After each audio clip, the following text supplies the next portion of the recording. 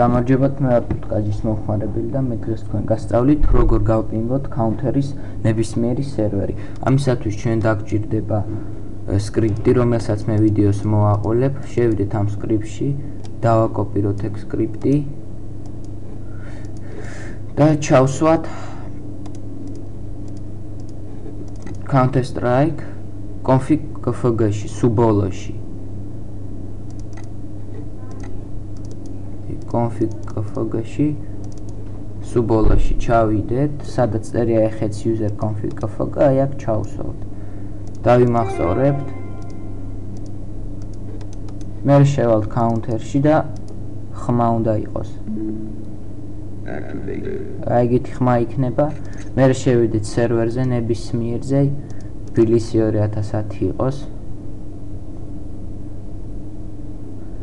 შევიდეთ.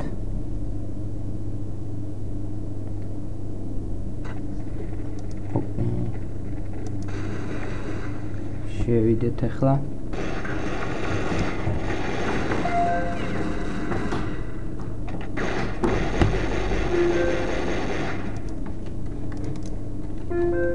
აი ჩვენ შევედით სერვერზე და ნახეთ ახლა.